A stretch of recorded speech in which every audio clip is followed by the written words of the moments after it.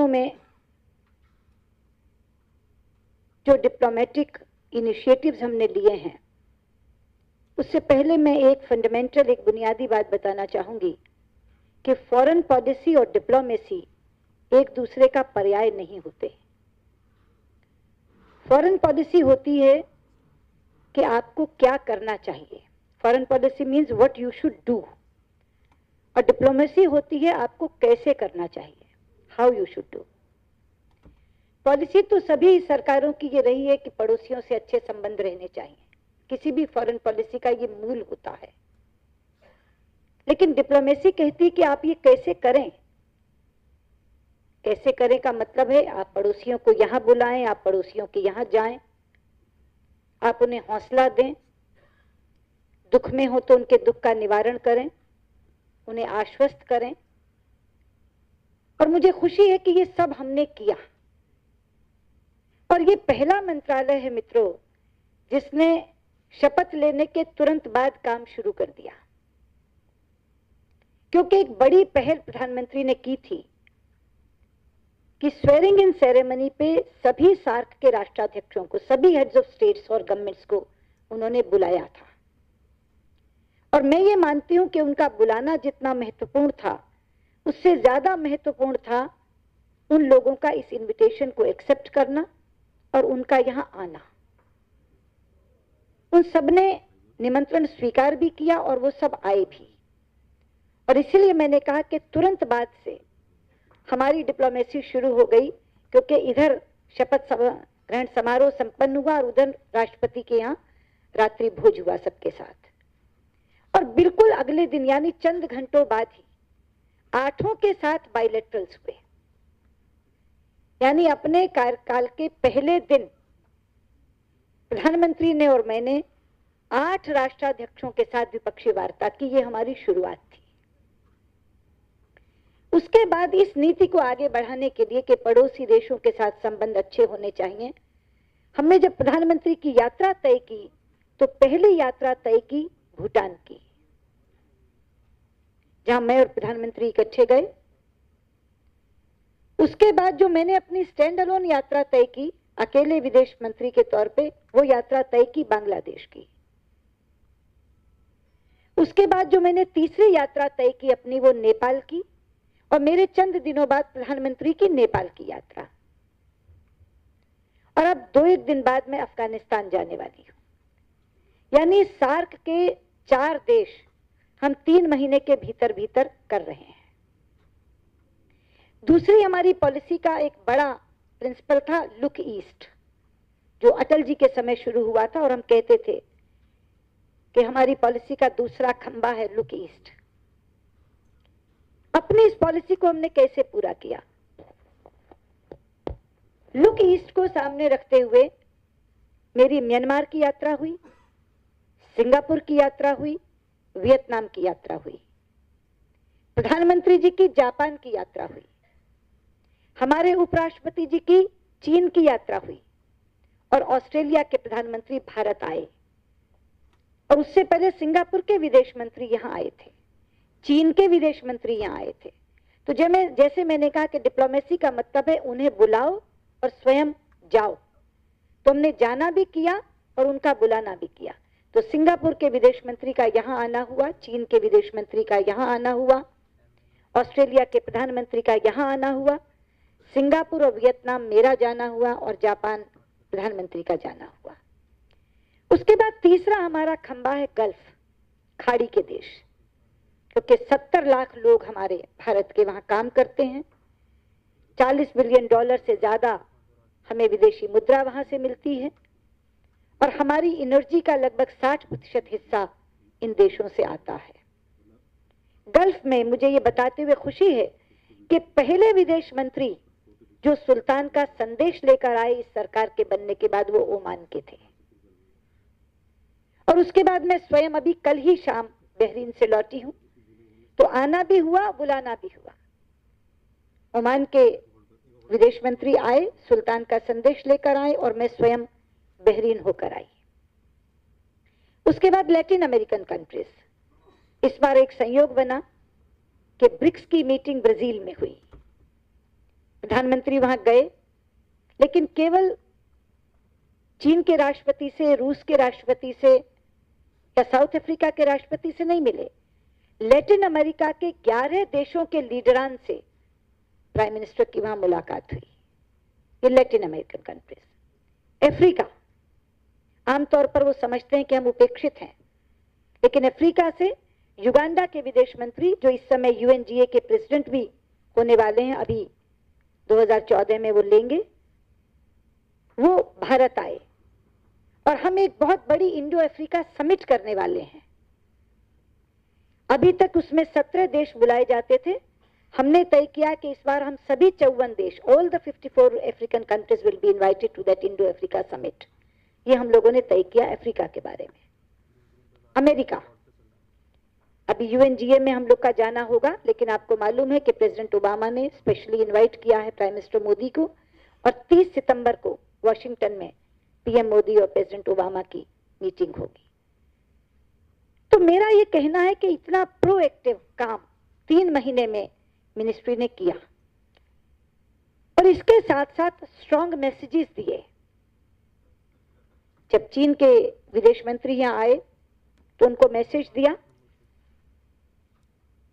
कि we believe in one China policy, you should also believe in one India policy. America के विदेश मंत्री जब जॉन कैरी यहां आए तो उन्हें संदेश दिया कि आप हमें दोस्त भी कहते हैं और हमारी जासूसी भी करते हैं, this is unacceptable to us. Pakistan के हाई कमिश्नर ने जब सेपरेटिस्ट को दावत दी तो हमने संदेश दिया, either you talk to them or you talk to अस।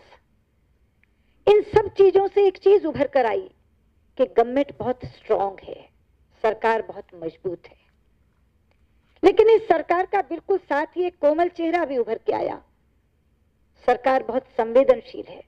जब यूक्रेन से हमने 1000 लोग, छात्रों को निकाला, 1000 students have been evacuated from Ukraine. Iraq से हमने 6593, 6593 citizens have been evacuated from Iraq, जिसमें से 5589 को हमने अपनी टिकटें देकर निकाला। 5589 वर provided air tickets from the embassy. Libya में हमने 3183 नागरिकों को निकाला। 3183 citizens were evacuated from Libya, जिसमें से 1188 को हमने एयर टिकट्स देकर निकाला। ये सरकार का एक संवेदनशील चेहरा था। अगर सरकार स्ट्रांग है तो साथ ही सेंसिटिव भी है। तो 3 चेहरे मैंने आपको दिखाए, प्रोएक्टिव चेहरा, सेंसिटिव चेहरा और स्ट्रांग चेहरा। ये 3 चीजें इन 3 महीनों में जो उभर करके आई हैं इस सरकार की, इतने कम समय में इतनी यात्राएं, इतने कम समय में इतने विदेशी अतिथियों का यहाँ आना। P5 में 5 देश आते हैं, America, China, Russia, France and Britain, पांचों आए। Foreign ministers of all the P5 countries came to India. चीन से वांगी आए, अमेरिका से तो 5 लोग आए, secretary Kerry, secretary Pritzker, secretary Hagel, bill burns और मकेन, 5 लोग आए अमेरिका से। फ्रांस से फेब्यूस आए, ब्रिटेन से हेग आए, रशिया से रोगोजिन आए, उनके डिप्टी प्राइम मिनिस्टर। तो पांचों P5 के 5 लोग 3 महीने के अंदर अंदर आ जाएं, आसियान के लोग आ जाएं और हम चले जाएं, सार्क के लोग आ जाएं और हम चले जाएं, और ब्रिक्स जैसा multilateral forum prime minister attend करके आए, और आसियान रीजनल फोरम और ईस्ट एशिया समिट और आसियान प्लस इंडिया मैंने अटेंड किया म्यांमार में, जहां 27 देशों के विदेश मंत्रियों से मेरी मुलाकात हुई, जिनमें 11 देशों के फॉरेन मिनिस्टर्स ने मुझसे बायलैटरल मांगी और 11 के 11 को मैंने बायलैटरल दी। तो 3 महीने के अंदर इतना काम, कई बार लोगों को लगता है ह्यूमनली इम्पॉसिबल है, लेकिन ये हुआ है। तो ये सरकार का एक प्रोएक्टिव चेहरा है। 3 मैसेजेस मैंने आपको बताए, वो सरकार का एक स्ट्रॉन्ग चेहरा है, और जिस तरह से हमने लोगों को निकाला वो सरकार का एक सेंसिटिव चेहरा है। इसके अलावा हमारा एक इंटरफेस भी है मिनिस्ट्री का, वो है पासपोर्ट।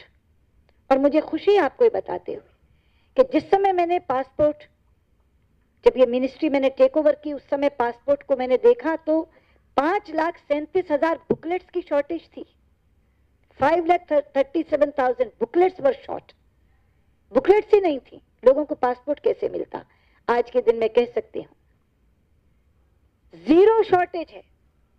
6,06,000 बुकलेट्स छपाकर हमने वो पूरी की पूरी शॉर्टेज खत्म कर दी, और आगे ऐसी शॉर्टेज होने ना पाए उसका एक स्ट्रेटेजिक रिजर्व हमारा बन जाए। इसलिए अगले साल का हमने आकलन किया कि एक वर्ष में लगभग 1 करोड़ पासपोर्ट हमारे यहाँ से बनते हैं, तो हमने 2 करोड़ का ऑर्डर दिया है ताकि स्ट्रेटेजिक रिजर्व भी हमारे पास 1 वर्ष का रह जाए और कभी भी पासपोर्ट के किसी केंद्र को शॉर्टेज का सामना ना करना पड़े।